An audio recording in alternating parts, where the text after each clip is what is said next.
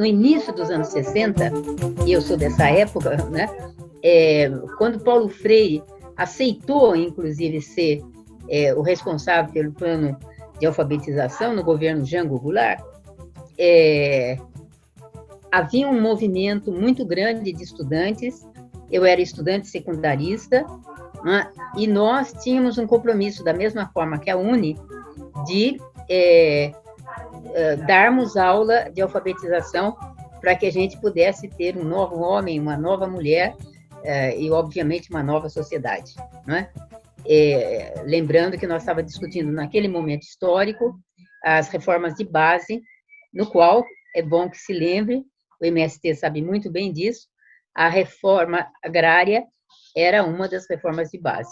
Nessa época, chegavam para nós alguns materiais do Paulo Freire.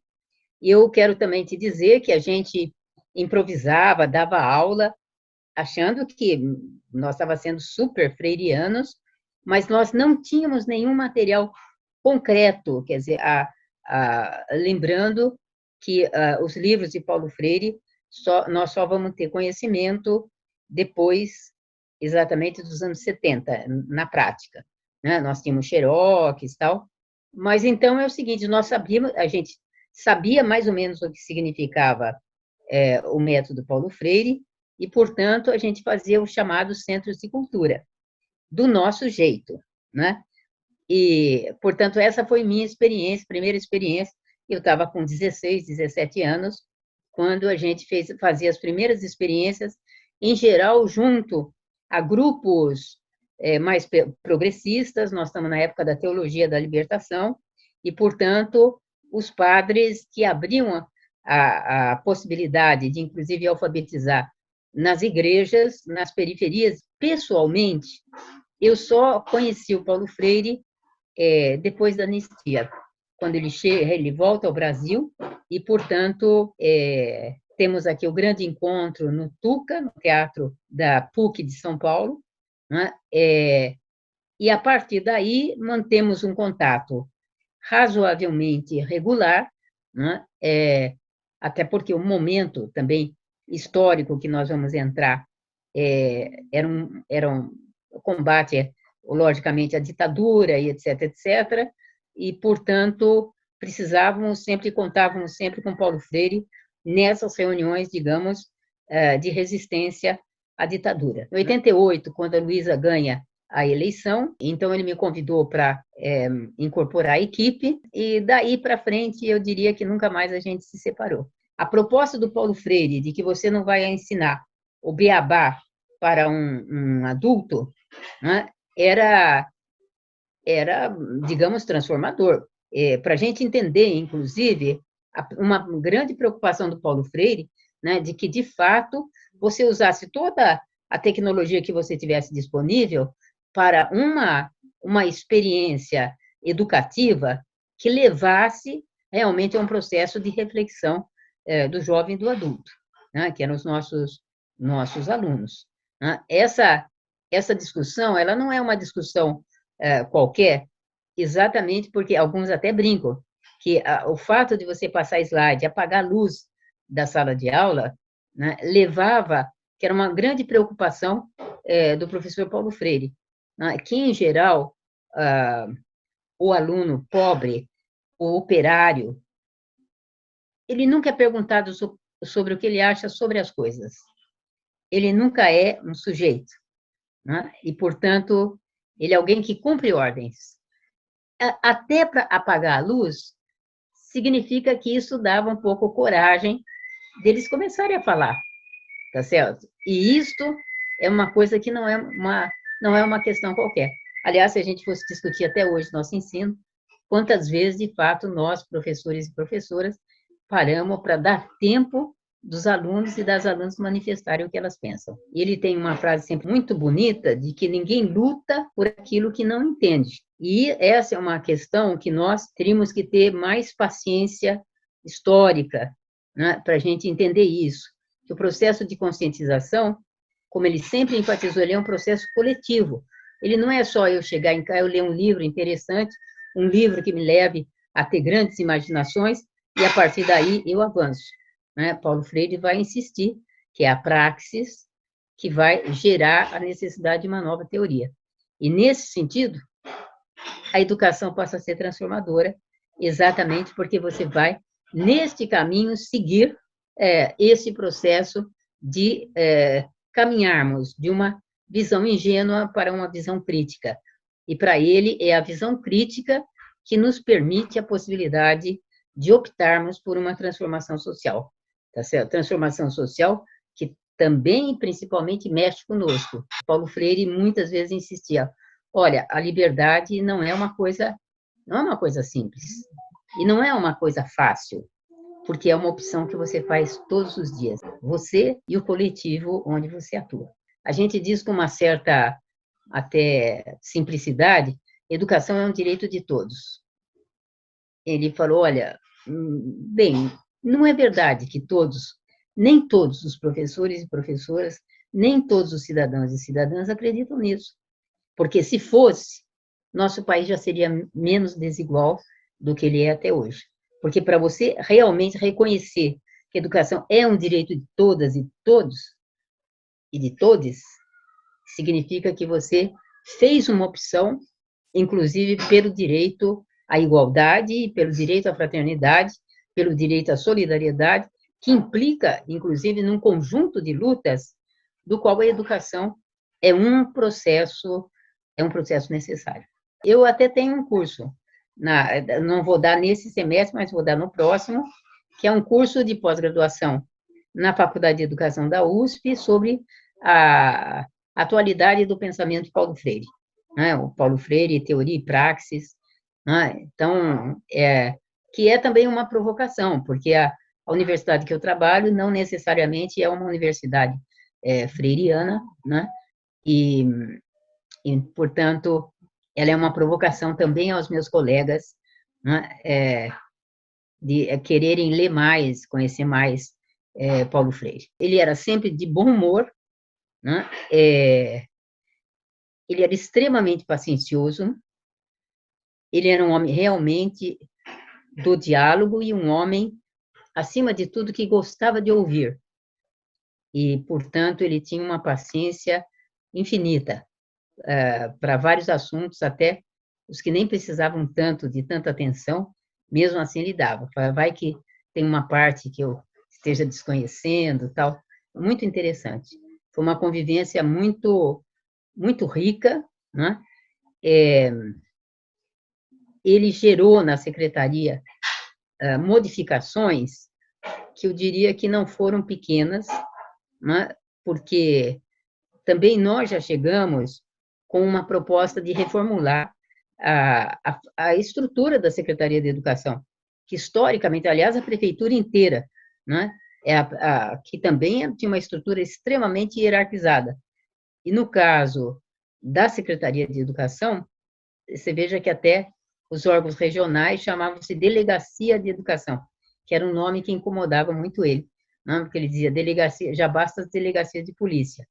Né, e, portanto, começou desde... veja a preocupação dele, que sempre foi um homem preocupado com as palavras, e as palavras certas no lugar exato. Então, as delegacias de ensino passaram a se chamar núcleos de ação educativa, mudando a função do que seria um órgão regional.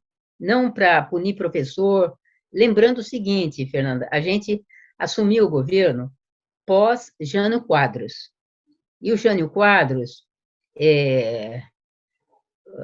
um homem extremamente polêmico, ele tinha na Secretaria de Educação o quadro mais à direita de todo o seu governo, que era o secretário de Educação.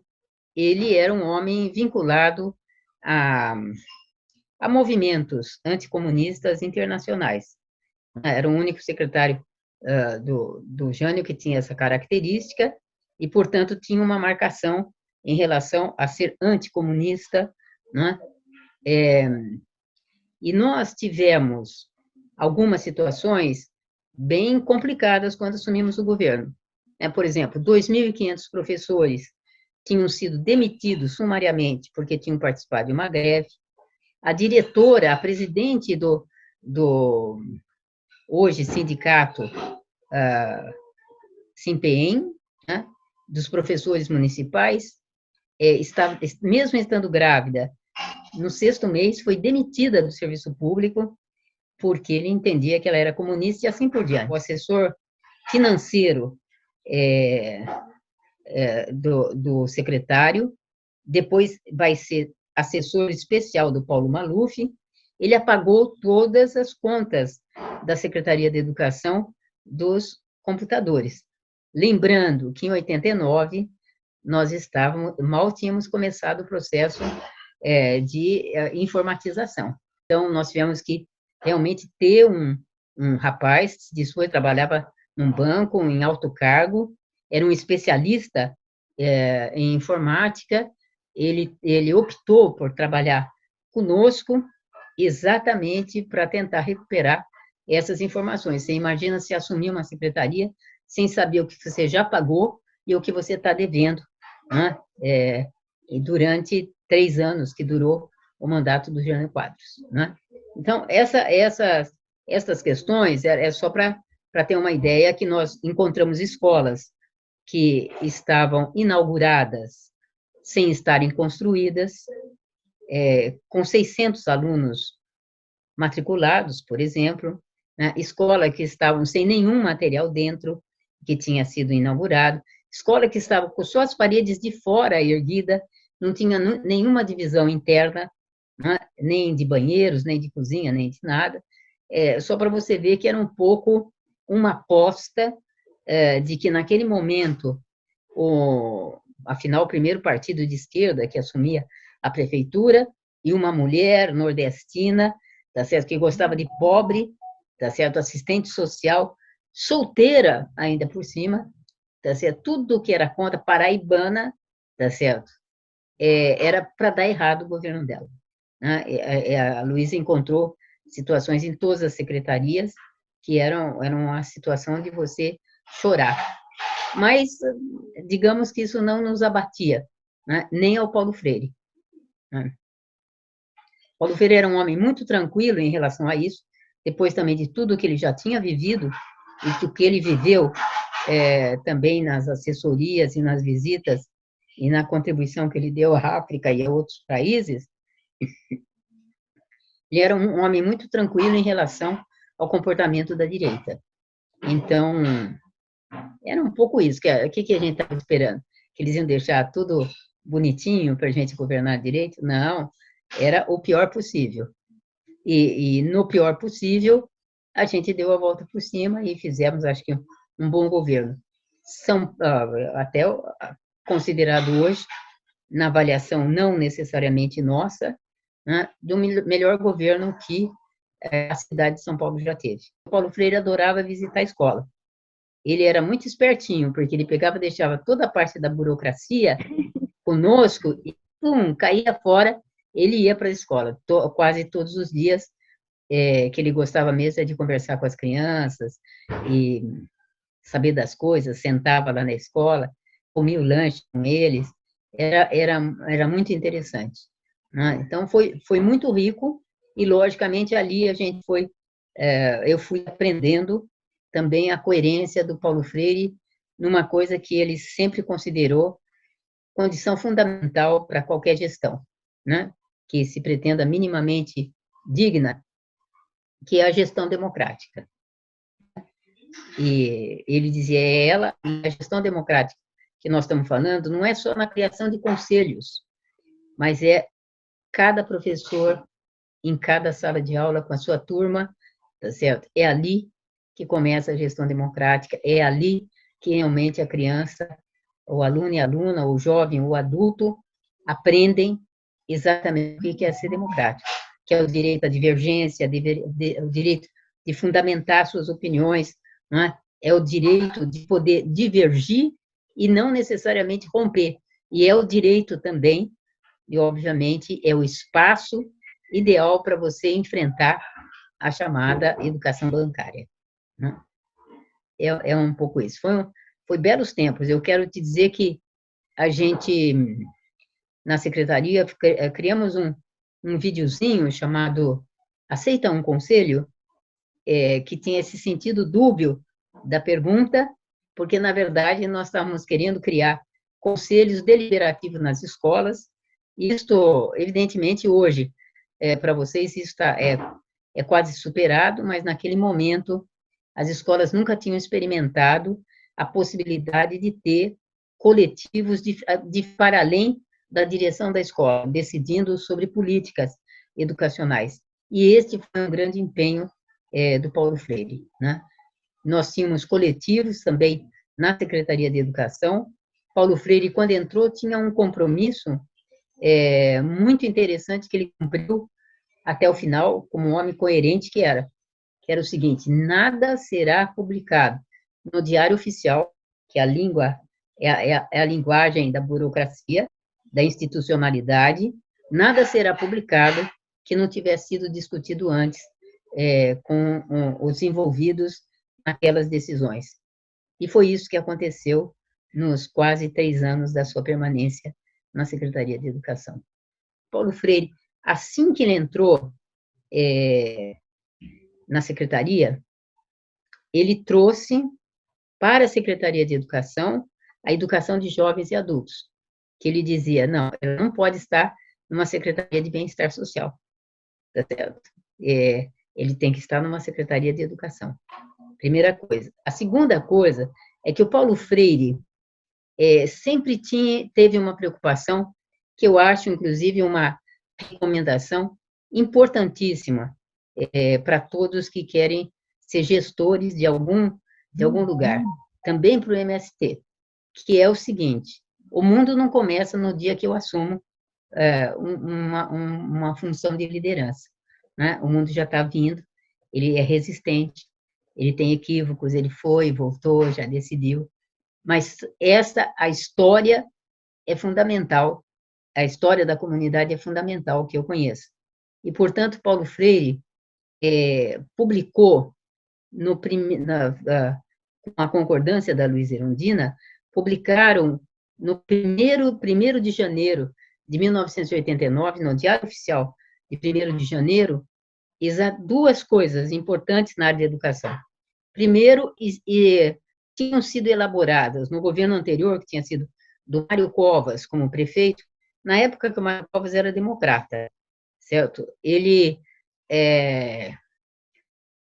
A Secretaria de Educação tinha tido também uma secretária democrata e haviam sido produzidas propostas curriculares que o Jânio Covas havia mandado queimar ou vender a preço de panha, conforme ele escrevia naqueles bilhetinhos dele, conhecidos, não é? Ou seja, anular toda aquela produção que havia sido feita, né? Paulo Freire recuperou isto e também o regimento comum das escolas, uma vez que ali havia sido produzido por discussões com professores e professoras, e existiam algumas propostas que avançavam na direção de criar coletivos mais horizontais dentro das escolas. Os professores, as professoras, as próprias direções de escola tiveram que procurar a comunidade. Eu quero dizer, tiveram que conhecer a comunidade. Isso talvez seja o aspecto mais positivo que a pandemia pode nos deixar, que é exatamente o que Paulo Freire sempre dizia. E aí começo, essa é uma questão que eu acho que marca Paulo Freire na sua atualidade, que é que Paulo Freire sempre defendeu ardorosamente que cada escola tem o direito de elaborar o seu projeto político-pedagógico. E, obviamente, ele era contra qualquer material impresso, né? Tanto assim que, mesmo que o método dele, que a proposta dele tenha sido mantida como método Paulo Freire, ele não gostava que se identificasse assim, porque método é modelo, é para copiar e fazer igual, né? E se há uma coisa que ele nunca quis, era isso. Hoje, com a chamada Base Nacional Comum Curricular, conhecida na praça como BNCC, a situação vem piorando enormemente. E do governo Temer para cá, a situação vem se acelerando, lembrando uma coincidência, como não existe coincidência em política, né? Lembrando este fato real, que as pessoas que propuseram, por exemplo, a reforma do ensino médio, em plena execução daqui, todas elas são do PSDB, todas elas são de direita, e todas elas realmente pretendem a desqualificação do ensino para a maioria da população brasileira, especialmente a população pobre, que para eles qualquer coisinha deve servir. O processo de uniformização não tem a ver só com o que eles entendem, realmente estão preocupados com a qualidade do ensino, mas com a possibilidade de fazer das redes públicas, né, um locus privilegiado de venda de materiais. Né? E isso só é possível se você for uniformizando, porque se cada um tiver um, não tem graça nenhuma, porque ninguém vai conseguir dar conta e, portanto, os lucros não serão significativos. Né? Esta não é, Fernando, uma questão qualquer, e é por isso, e não por acaso, que realmente o Bolsonaro já dizia antes de ser eleito, né, que tinha que ser contra o Paulo Freire.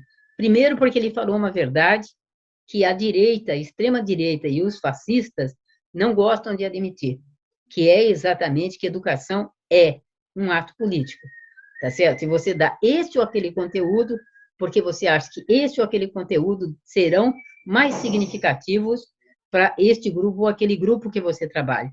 E este ou aquele conteúdo será escolhido por você também em função da visão de mundo que você tem, né? E, portanto, esse enfrentamento que o Paulo Freire tem, ele não é uma brincadeira, ele é uma disputa política que nós temos que saber que aí tem uma disputa ideológica que não é pequena, né? Tanto assim que você veja, ao lado de uma escola transformadora, tá certo? Que responsabilize socialmente o conjunto de alunos, tá certo? Para a sua vida em sociedade, você tem a escola cívico-militar, né? Que é o grande programa deles. Você tem a homeschooling, quer dizer, o ensino domiciliar, que é exatamente para impedir que os diferentes grupos sociais se encontrem na escola. Porque a escola, logicamente, é um local, é uma das instituições mais democráticas que tem, no sentido de receber os diferentes grupos sociais, em termos de raça, etnia, sexo, gênero e etc.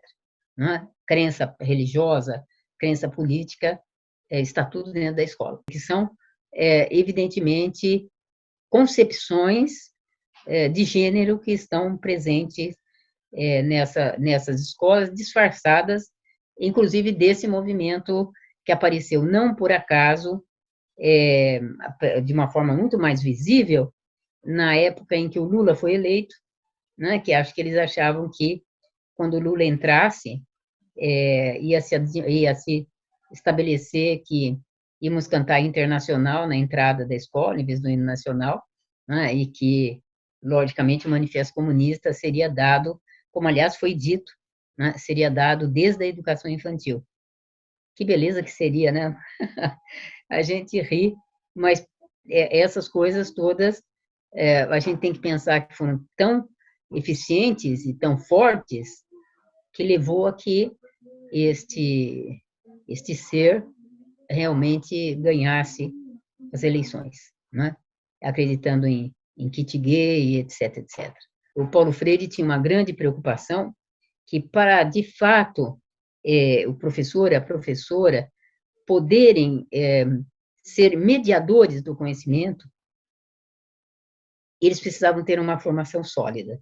Pela primeira vez, os professores da USP, da Unicamp, saíram das suas cátedras e foram trabalhar na periferia, não para nós repetirmos em cursos para os professores do que nós estávamos pesquisando, tá certo? Portanto, mais o que nos interessava, mas saber com eles como é que nós poderíamos ajudá-los para eles melhorarem a sua ação e serem mais competentes como professores.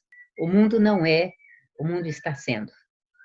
Eu acho que essa é a proposta de esperançar do Paulo Freire, que ele vai nos dizer, né, e lembrar sempre, o que nós estamos vivendo hoje, ele não é permanente. ninguém tem destino, nós construímos o nosso destino e, portanto, vamos superá-lo, né? E como ele está sendo, ele sempre pode ser diferente. E como ele sempre pode ser diferente, nós estamos aí para coletivamente contribuirmos para que ele seja diferente e seja cada dia melhor, mais justo, menos desigual. É isso. E, obviamente, mais solidário.